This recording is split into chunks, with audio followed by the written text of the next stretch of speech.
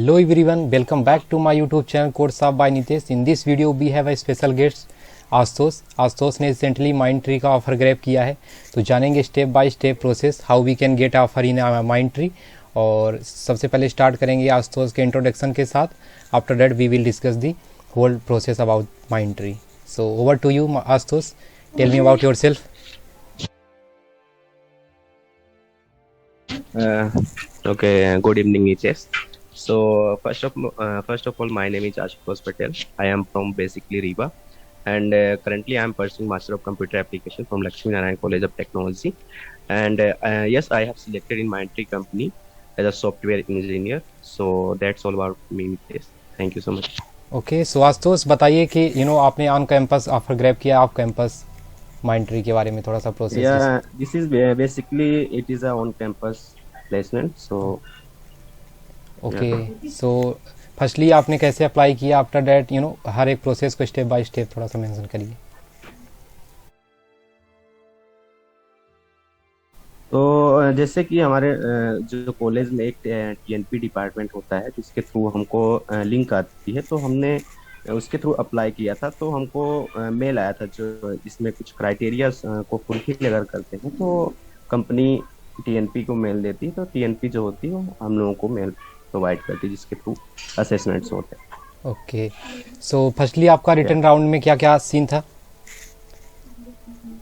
जैसे in Mindtree there are 4 rounds. So first round is a online assessment. Yeah. Then second round is a communication assessment, and the third round is a technical interview, and fourth round is a HR interview. Okay, So in first round में क्या होता है कि कुछ aptitude, reasoning और English based question ही आते हैं, जो कि हर कंपनी का यही होता है फर्स्ट राउंड। और सेकेंड राउंड में कम्युनिकेशन असेसमेंट होता है। ओके, सो आपके थोड़ा असेसमेंट, एप्टीट्यूड असेसमेंट के बारे में बताइए, किस लेवल के क्वेश्चन आए थे और कहाँ कहाँ से पूछे गए थे? देखो, एप्टीट्यूड में जो होता है माइंड में इतना एप्टीट्यूड टफ नहीं पूछा जाता है। इट इज अ सिंपल और मॉडरेट लेवल होता है, जिसमें अगर आप कुछ फ्यू टॉपिक्स में अगर आप माइंड ट्री क्रैक करना चाहते हैं, तो कुछ टॉपिक्स होते हैं स्पेशली, उनको आप कर लीजिए तो इजीली क्रैक हो जाता है। तो क्या इसमें बड़ी बात नहीं। लाइक सीएस फंडामेंटल के क्वेश्चन भी आए थे और सिंपली ओनली एप्टीट्यूड? एक्चुअली मुझे ढंग से याद नहीं है कि सीएस के भी आए थे, क्योंकि मैंने बहुत सारे कंपनी एग्जाम दिए थे, तो आई फॉरगेटेड दैट। ओके, बट इसमें मैंने देखा है कि सीएस फंडामेंटल के आपके क्वेश्चन जो हैं ऐड रहते हैं। हाँ हाँ, और आफ्टर दैट आपको इंग्लिश का कुछ क्वेश्चन आते हैं, कुछ थोड़ा असेसमेंट के क्वेश्चन बारे में बताइए, इंग्लिश असेसमेंट के बारे में बताइए। कम्युनिकेशन असेसमेंट में कम्युनिकेशन या इंग्लिश? वही कम्युनिकेशन असेसमेंट। अच्छा, कम्युनिकेशन कुछ नहीं होता है। कम्युनिकेशन में सिंपली वो क्या करते हैं, कुछ पैराग्राफ्स दे देते हैं जिसको हमें उसको पढ़ना पड़ता है, या फिर वो क्या होता है कि ऑडियो बेस्ड हमको कुछ प्रोवाइड करते हैं जिसको हम उसको सुन के और फिर बोलना पड़ता है। तो ये it is a simple process, इसमें कोई बड़ी बात नहीं है, सब कोई इजीली क्रैक कर लेते। Okay, after assessment how many days Ashutosh, after your assessment आपको डायरेक्टली इंटरव्यू का मेल आया और कोडिंग राउंड? एक्चुअली क्या हुआ था ना कि इसमें 2-3 प्रोफाइल थी। एक 4 LPA के लिए थी, एक 5 LPA के लिए थी, और एक 6 पॉइंट LPA के लिए थी।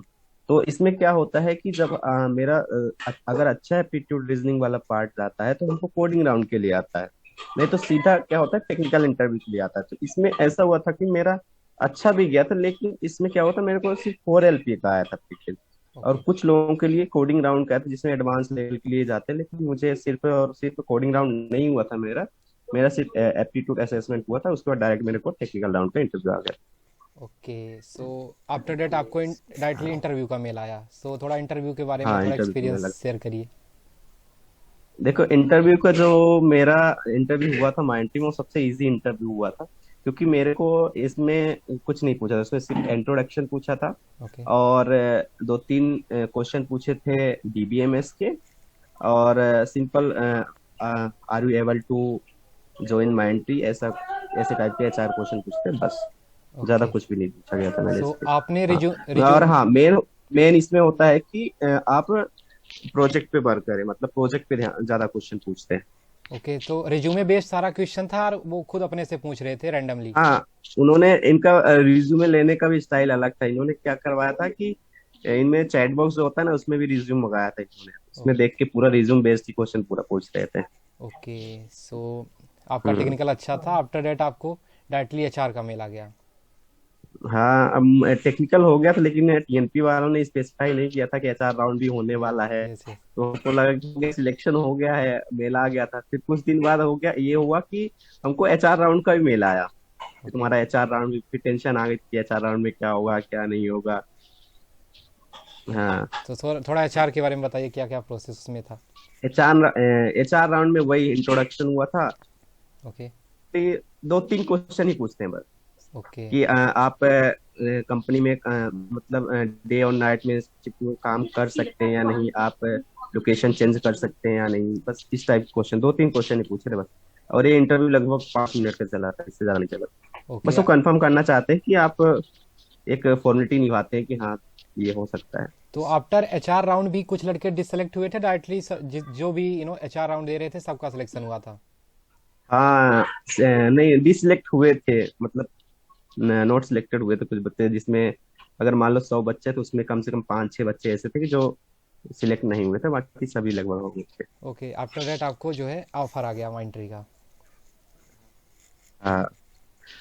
और मैं ये भी बताना चाहता हूँ कि आप भी माइंट्री का ऑफर लेटर आपके पास भी है, ओके। तो आपको भी पता होगा चीजें। ये पार्ट मैं कट कर दूँ। So congratulation for cracking this wonderful opportunity. So थोड़ा सा आशुतोष अपने बारे में बताइए, प्लेसमेंट जर्नी की। मैं सुना कि आपने जो है काफ़ी सारे ऑफर ग्रैब किए, बट अपॉर्चुनिटली आपको जो है डायरेक्टली आपको ऑफर नहीं आए, बट आपने अच्छा परफॉर्म किया था। तो कौन कौन सी ऐसी हाँ। कंपनी थी जिन्होंने आपने क्रैक किया था उनका assessment round as well as interview round? हाँ, देखो मेरे पास बहुत सारी कंपनी, जैसे मेरे फर्स्ट कंपनी मेरी इन्फोसिस, सेकंड कंपनी असेंचर थी, थर्ड हेक्साव्यू थी, और फोर्थ कैप्जामिन थी, जिसमें मेरा अनफॉर्चुनेटली मैं लास्ट राउंड तक गया था, लेकिन मेरे को मेल नहीं आया, पता नहीं क्यों। और टीसीएस भी मेरा हुआ था, उसको भी मेल नहीं आया मेरा, क्योंकि बहुत अच्छे एग्जाम गए थे। ओके। बट हो गया, क्या कर सकते हैं जब मेल ही नहीं आ सकता तो। अच्छा, थोड़ा सा इन्फिटी क्यों के और कोशिश का ऑफर आपने इंटरव्यू तक गए थे, थोड़ा सा इन्फिटी क्यों के बताइए, क्योंकि जो भी फ्रेशर देख रहा है तो उसके लिए अपॉर्चुनिटी जो है हाँ, हाँ। इन्फिटी क्योंकि जल्दी आने वाली है? हम्म। देखो, इन्फी जो होता है वो बहुत ही थोड़ा एडवांस लेवल वाला, जो इन्फोसिस का जो एग्जाम होता है ना, थोड़ा एडवांस लेवल वाला होता है। जैसे असेंचर और हेक्सा भी कोडिंग राउंड देखें ना, थोड़ा इजी होता है, लेकिन जो हमारा इनपीक्यूटी का एग्जाम होता है वो थोड़ा टफ लेवल का होता है तो अगर आपको इनपीक्यूटी का एग्जाम देना है तो अच्छी तैयारी करनी पड़ेगी। तो थोड़ा कोडिंग पार्ट जो होता है वो एडवांस लेवल पे आता है, तो बहुत ओके, लाइक। सबसे टफ जो अभी तक का कोडिंग राउंड हुआ था वो इनपीक्यूटी का ही हुआ था। अच्छा, डीबीएमएस के भी क्वेश्चन रहते हैं उसमें? हाँ, डीबीएमएस की क्वेश्चन आते हैं उसमें। लेकिन अगर ये है कि अगर आप उसमें इनफिक्यूटी में दो क्वेश्चन आते हैं, अगर फर्स्ट राउंड जो होता है उसमें दो क्वेश्चन आते हैं, तो अगर आप दोनों क्वेश्चन सही सही कर लेते हैं तो कोई हो जाएगी। मेरे साथ ऐसा हुआ था, मेरे दोनों क्वेश्चन बन गए थे। और मेरा डीबीएमएस उस समय इतना अच्छा नहीं था, क्योंकि मैं फर्स्ट सेमेस्टर में था आई थिंक, तो मैंने इतना डीबीएमएस के बारे में पढ़ा भी नहीं था, तो हो गया था। ओके, सो थोड़ा सा अपनी कोडिंग जर्नी के बारे में बताइए। आप जब स्टार्ट किया, डायरेक्टली आपने एमसीए से स्टार्ट किया या पहले से आपने प्रिपेयर करके आए थे? देखो, मेरा तो पहले से ही बीएससी सीएस था, लेकिन मैंने बीएससी सीएस में ऐसी मैंने मेरे को इंटरेस्ट नहीं था, क्योंकि मैं उसमें गवर्नमेंट की प्रिपरेशन कर रहा था। तो उस समय क्या हुआ, कोविड-19 लग गया था। तो उस समय मेरा कुछ हिसाब अच्छा नहीं था, तो बाद में क्या हुआ कि मैंने एमसी में एडमिशन लिया। तो जब कॉलेज में आया तो सबसे पहले मैंने सी सीखी थी, जो कि सी इज द मदर लैंग्वेज, सबको ही सीखनी चाहिए। ओके। लेकिन अपार्ट फ्रॉम दैट कि मुझे एक उप्स लैंग्वेज सीखनी चाहिए, ठीक है, क्योंकि कंपनीज जो होती हैं वो उप्स कॉन्सेप्ट एक एक एक लैंग्वेज ऐसी होनी चाहिए जो उप्स कॉन्सेप्ट आनी ही चाहिए। तो ओके। मैंने फिर पाइथन किया था, जो कि मेरे को काफी इजी लगी, सी से भी इजी थी पाइथन। और बहुत जल्दी सीख गया था वो, और टीएनपी डिपार्टमेंट हमारी जो होती है वो पढ़ाती भी है पाइथन, तो हो गया था ओके, और इजी। आपने डेटाबेस में क्या करा था? डेटाबेस मैनेजमेंट सिस्टम मैंने ज़्यादा कुछ नहीं पढ़ा था, कि हमारा डीबीएमएस है वो हमारे सेकेंड सेम में भी था, ओके। Database management system.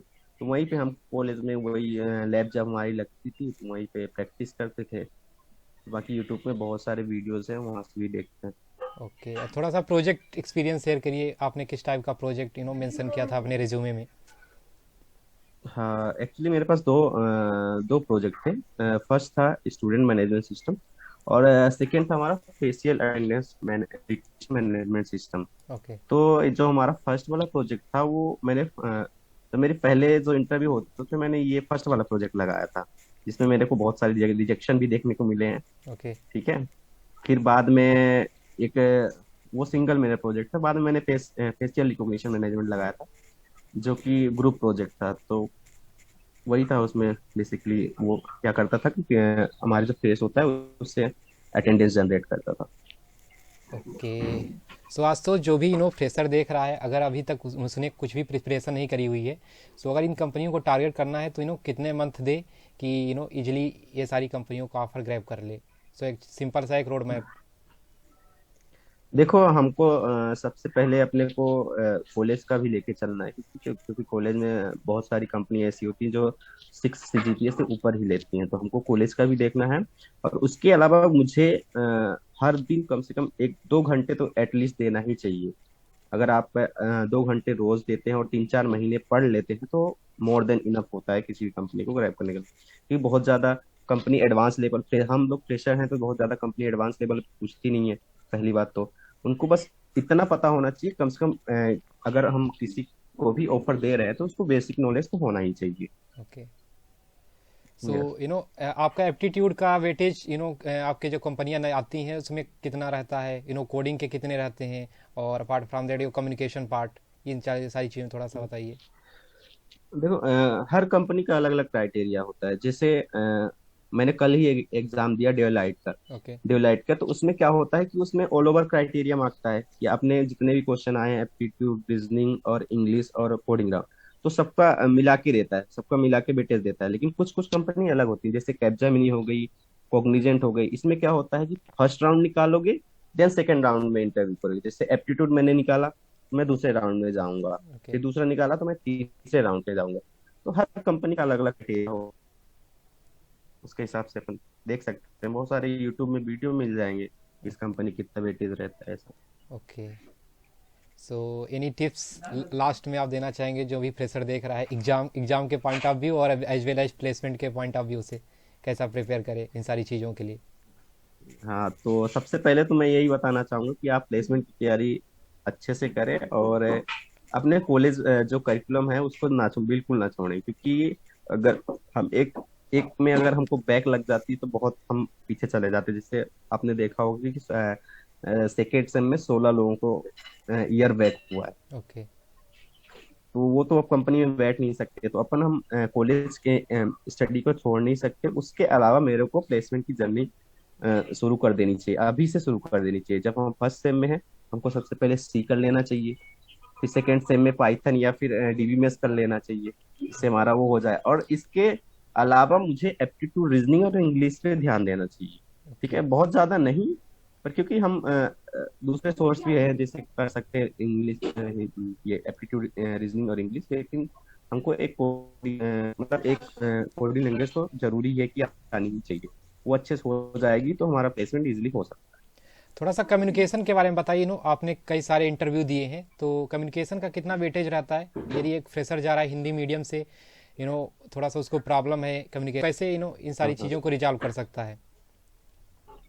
तो कम्युनिकेशन का वेटेज तो रहता है, अपने को पता नहीं चलता कम्युनिकेशन का वेटेज है, लेकिन इसका वेटेज बहुत ज्यादा रहता है। अगर आपका कम्युनिकेशन का वेटेज अच्छा है तो आपका बहुत ज्यादा चांस होते हैं कि आप सिलेक्ट हो जाएंगे। ठीक है। और अगर कम्युनिकेशन का आपकी वीक है थोड़ा, तो आप उस पर ध्यान वर्क देखिए। और क्योंकि बहुत सारे इंटरव्यू मेरे ऐसे ऐसे रिजेक्ट हुए जिसमें मेरा इंटरव्यू अच्छा गया था, लेकिन फिर भी मेरे को उन्होंने नहीं लिया। ओके। तो मैं ऐसी समझता हूँ कि कम्युनिकेशन बहुत ही मैटर करती है, और बहुत ज्यादा ही मैटर करती है। तो कम्युनिकेशन में ध्यान दीजिए, अभी से इंग्लिश बोलना चालू करिए, है ना। ओके। तो धीरे धीरे हो जाएगा, चीजें हो जाती है। और चीजें करने से ही होती है, कुछ चीज करोगे तो आप होंगी, अगर नहीं करोगे तो नहीं होती है चीजें। So thank you Ashutosh for sharing your experience. I hope सबको वीडियो जो है पसंद आया होगा। If any doubt so you can ping in a comment section. हम अब आशुतोष का जो है लिंक्डइन प्रोफाइल जो है पिंग कर देंगे डिस्क्रिप्शन में। So if any problem so you can contact with Ashutosh. So thank you Ashutosh for coming my channel. Okay. Okay, thank you Nitin.